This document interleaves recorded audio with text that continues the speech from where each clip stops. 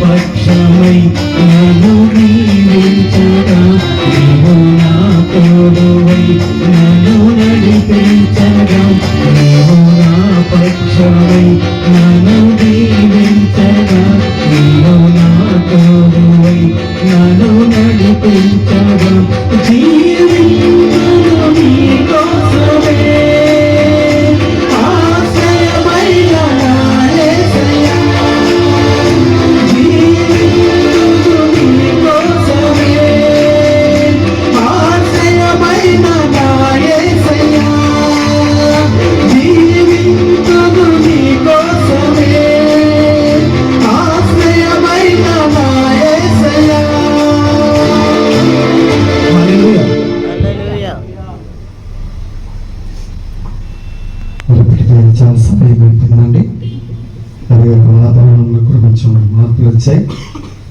చిన్నపిల్లలందరూ ఉన్నారు కాబట్టి చివరిగా మన మధ్యలో శారదా సిస్టర్ వచ్చి పాట పాడిన పిదప దేవుని వాక్య ధ్యానంలోనికి వెళదాం.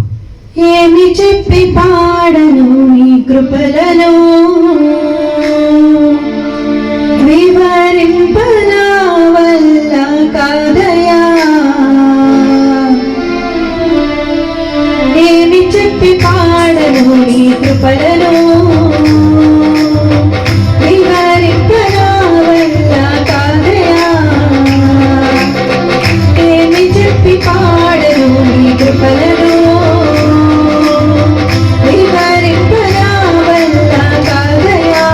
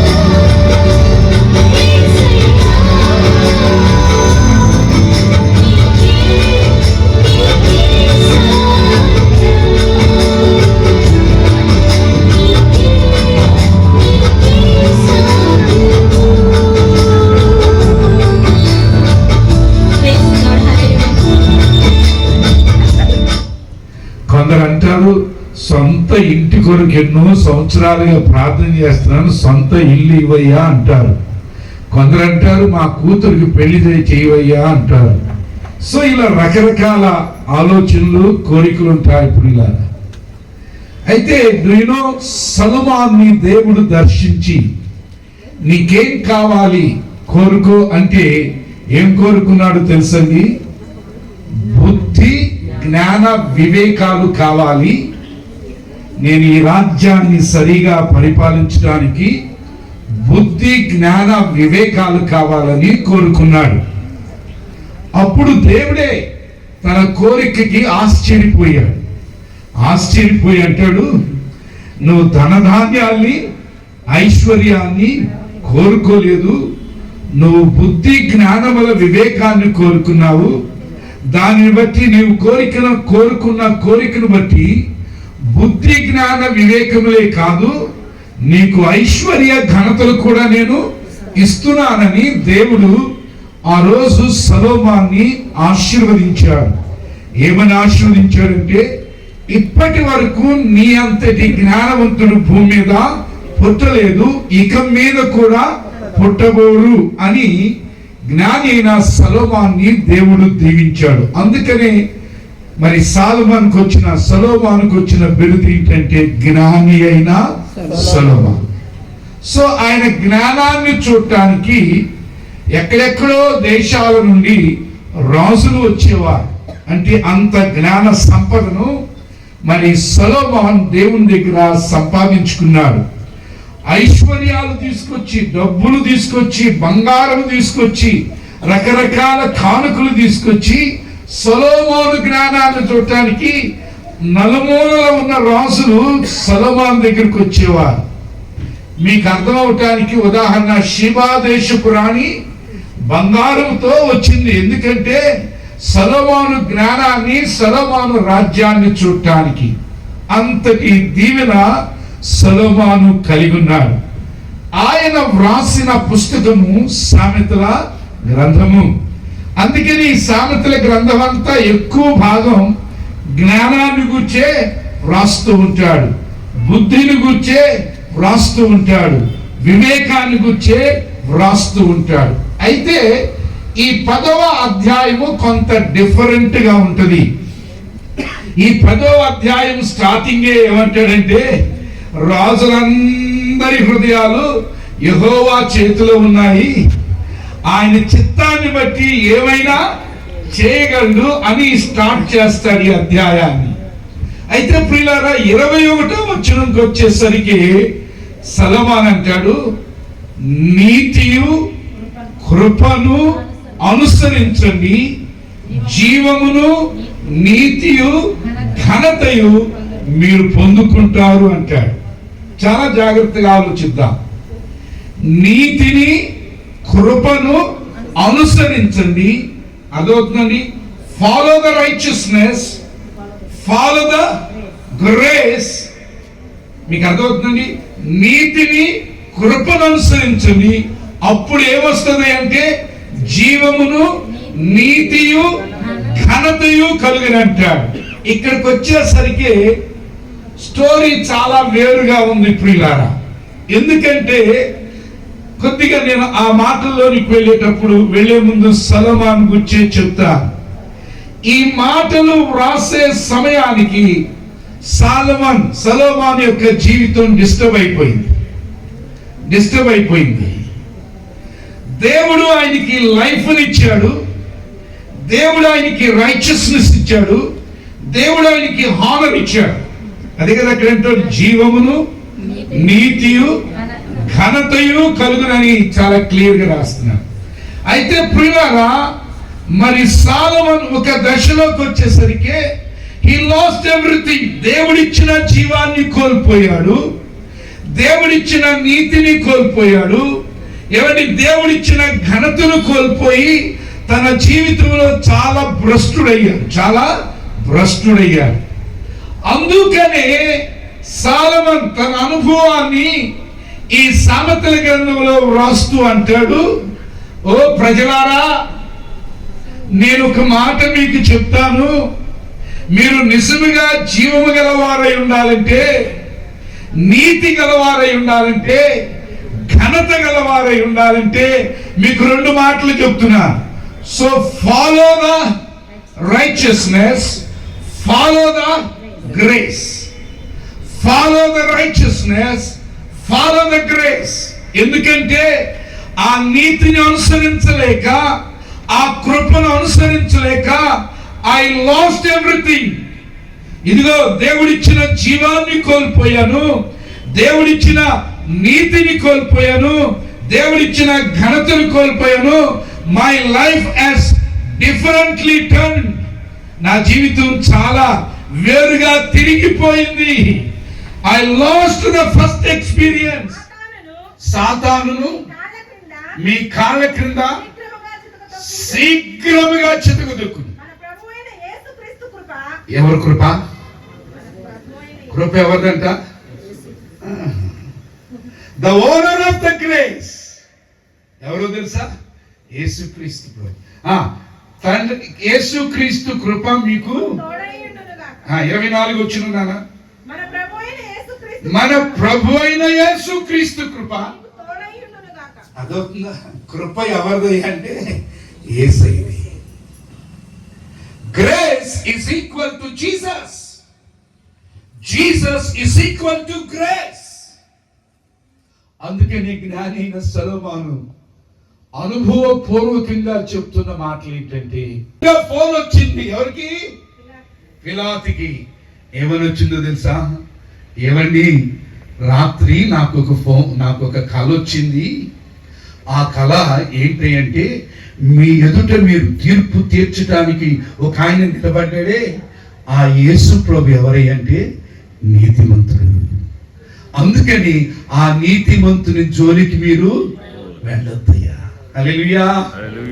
ప్రియ దేవుని బిడ్డలారా, సొలొమోను చెప్పిన ఆ మాట ఉందే, నీతిని అనుసరించడని. అందులో ఉన్న ఆత్మీయ అర్థం, భావం ఏంటంటే, శతాధిపతి ఏమని టెస్టిమనీ చెప్తాడంటే, ఈ మనుష్యుడు నిజముగా నీతిమంతుడు. యోహాను ఏమని టెస్టిమనీ సాక్ష్యం చెప్తున్నాడంటే, మీ పాపము నుండి మీరు విడుదల పొందాలంటే, పాపము చేయకుండా ఉండాలంటే నీతిమంతుడైన యేసుక్రీస్తును ఉత్తరవాది అనుకున్నాడు, అక్కడికి రండి అంటున్నాడు. పిలాతు భార్య ఏమండి అంగీకరిస్తాడు, విశ్వసిస్తారు, లేకపోతే తీర్మానించుకుంటారు. ఈ రాత్రి సొలొమోను అంటాడు, మీకు జీవం కలుగుతుంది, మీకు నీతి కలుగుతుంది, మీకు ఘనత కలుగుతుంది. ఎందుకంటే ప్రియులారా, సర్వమానవాళికి జీవాన్ని ఇవ్వటానికి, సర్వమానవాళిని నీతిమంతులుగా చేయటానికి, సర్వమానవాళికి నిత్య జీవం అనే ఘనతనివ్వటానికి పరలోకం నుండి భూలోకానికి దిగొచ్చి సర్వమానవాళి పాపమును ఆయన మీద వేసుకుని, సర్వమానవాళి పాపము నిమిత్తమై ఏమండి అవమానాన్ని నిర్లక్ష్య పెట్టి సిలువను సహించి పాపాత్ముల తిరస్కారాన్ని వచ్చి ఆ కలువరి సిలువలో ఏ నేరం లేకపోయినా, ఏ తప్పు లేకపోయినా, అబద్ధపు సాక్ష్యాలు రుజువు కాకపోయినా, బొచ్చు కత్తిరించు అని గొర్రెపిల్ల ఎలా మౌనంగా ఉంటుందో, ఆయన మౌనంగా మన అతిక్రమ క్రియలను బట్టి గాయపరుస్తుంటే, మన దోషాలు బట్టి నలుకొడుతుంటే, మన సమాధానార్థమైన శిక్ష ఆయనకి వేస్తుంటే, మన స్వస్థత కొరకు ఆయన దెబ్బలు కొడుతుంటే, ఆయన నోరు మెదపల. ఘనత కావాలన్నా నీతిని, కృపను అనుసరించండి. ప్రియ దేవుని బిడ్డలారా, 6 రిఫరెన్స్ చూసాం. ఈ 6 రిఫరెన్స్ ఏమని, నీతి అంటే యేసుక్రీస్తు ప్రభు అని కనబడ్డాడు.